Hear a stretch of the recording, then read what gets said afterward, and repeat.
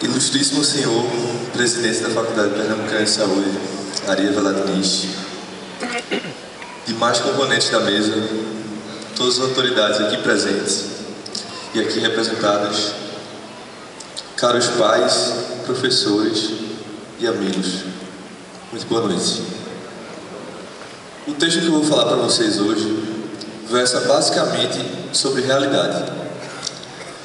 Vou dividir em 3 histórias, 3 curtas histórias, prometo ser breve. A primeira história sobre realidade é, na verdade, o primeiro choque de realidade que todos nós tivemos quando entramos na faculdade de medicina. Foi um choque entre a nossa ideia, nossa utopia em querer ser médico e a distopia em sê-lo propriamente dito. Nesse contexto, eu acho que cabe falar um pouco sobre a origem da palavra utopia. É uma palavra bastante interessante, poucas pessoas sabem que tem uma relação íntima com Pernambuco. Ela foi descrita pelo escritor inglês Thomas More em 1516. Ele tomou por base a passagem de Américo Vespúcio, na ilha de Fernando de Noronha. Américo Vespúcio chegou a Fernando de Noronha e, quando viu a ilha, descreveu ela como um lugar lindo, puro e inexistente. Daí Thomas More deu o nome de utopia, do grego não, topos, lugar, lugar nenhum, lugar inexistente. E tenho certeza que todos nós aqui, cada um ao seu modo, tínhamos uma utopia ao entrar nessa faculdade. Imaginávamos a medicina perfeita, harmônica, típica de novela e seriado. Eu particularmente tinha a minha. Sempre quis ser cientista, sempre imaginava que estaria sentado o resto da vida em laboratórios, trabalhando com ratos e coisas mais. Todavia, desde a primeira semana de aula, nós fomos distribuídos em postos de saúde da família. E naquele momento entramos em contatos com pessoas pobres, em bairros pobres. E posso afirmar a vocês, senhoras e senhores, que poucos ensinam tanto sobre a vida e sobre a medicina quanto um homem doente, carente, excluído injustamente de sua sociedade.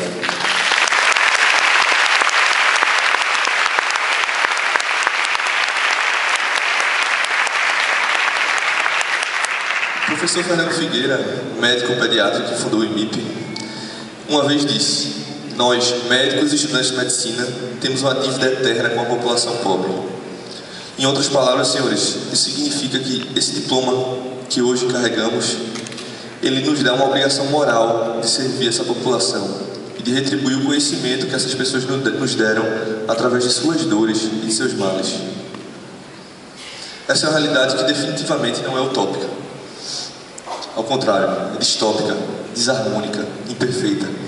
Mas é uma realidade que faz parte do dia a dia, do contexto do nosso SUS. E foi a que mais nos enriqueceu em nossa formação. Exatamente dentro desse contexto, me vem à cabeça, quando eu construí esse texto, que um médico cirurgião português chamado Abel Salazar escreveu uma frase simples, mas que considero bela e que completa, de uma forma extremamente completa, o que quer dizer essa realidade que acabei de escrever. Ele diz o seguinte: quem só de medicina sabe, nem de medicina sabe. Em outras palavras, isso quer dizer que nossa formação não acaba hoje. É um processo contínuo, amplo e que não se restringe à nossa formatura. A medicina não é um fim em si próprio. Minha segunda história sobre a realidade é sobre o atual momento que passa a saúde brasileira, em especial a saúde pernambucana. A grave crise que os hospitais públicos do Recife estão passando não é por acaso nem recente. Essa grave crise que esses hospitais enfrentam não é por falta de médicos. Mais do que isso, essa grave crise não é um privilégio pernambucano. Essa crise regional, ao contrário, nos ensina muito sobre os desafios que enfrentamos diariamente na saúde pública nacional. Desafios que não são simples e, por serem complexos, ao menos deveriam, ter soluções complexas. Todavia, senhores, a despeito de toda essa complexidade, um de nós se formou em um contexto semelhante ao nosso aqui. Teve a possibilidade de chegar a um cargo nobre, que é o cargo mais alto de gestão pública desse país, mas parece que não compreendeu essa realidade. Ou pior, por razões meramente políticas, se omitiu a ela.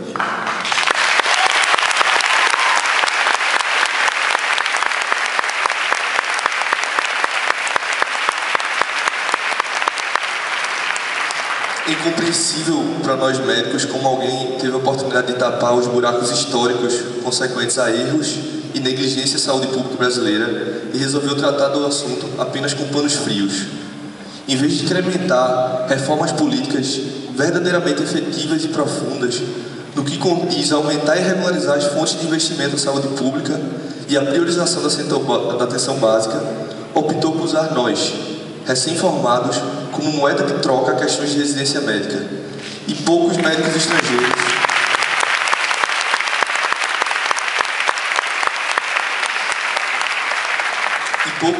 estrangeiros como remédio eleitoral de sua própria crise política.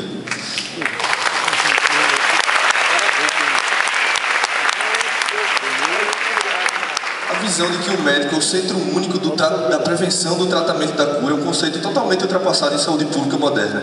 Hoje é uma equipe de saúde multidisciplinar que envolve vários outros profissionais. Portanto, um médico que trabalha sozinho, sem instrumental e sem equipe, é reduzido às suas boas intenções.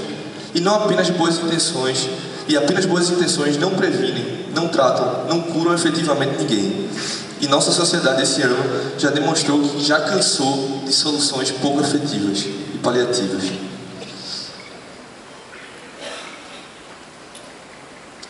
Minha última história sobre realidade, senhoras e senhores, diz respeito a essas 131 pessoas que estão aqui. A esses 131 médicos que estão aqui. Sem dúvida, diante de todas as dificuldades que fomos submetidos a esses 6 anos, essas pessoas, em conjunto, contam uma história de conquista. Mas proferir palavras sobre a turma 2013 me faria cair no erro da generalização, porque aqui existem individualmente histórias impressionantes. Há desde pessoas que largaram suas cidades e famílias no interior e vieram morar aqui na capital, até os que tiveram que se virar para pagar suas contas com o próprio suor. A heterogeneidade dessas 131 pessoas é tamanha que aqui a gente encontra pernambucanos, alagoanos, cearenses, paraibanos, goianos, cariocas, paulistas.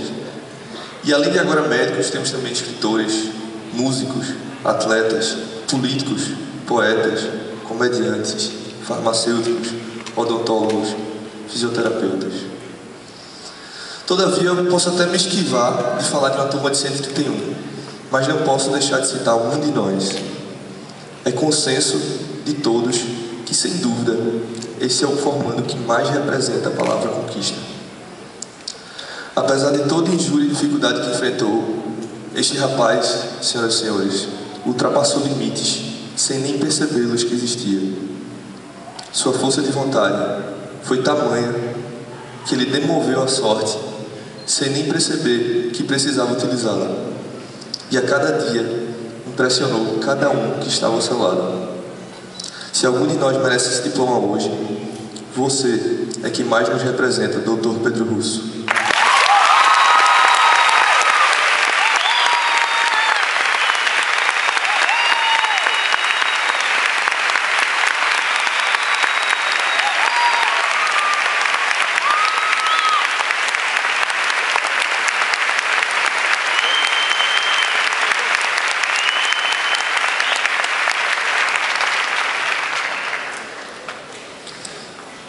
Para concluir, gostaria de pedir licença aos senhores para ter a oportunidade de falar diretamente com meus amigos. Pessoal, acabou a contagem regressiva. Chegou a nossa vez, a nossa realidade.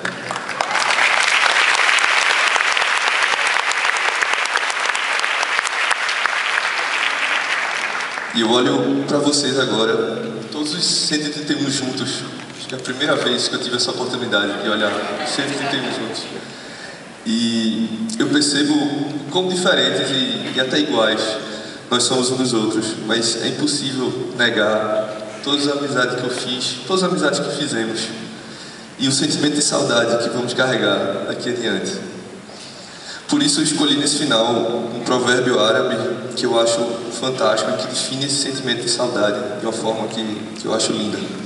Ele diz o seguinte: a saudade é a certeza que o passado valeu a pena, de modo a tornar-se eterno dentro de cada um de nós. Meus professores, caros pais e amigos, minha turma de medicina, a esses momentos dignos de eternidade, o que me resta dizer a vocês é que foi um grande, imperecível privilégio. Muito obrigado.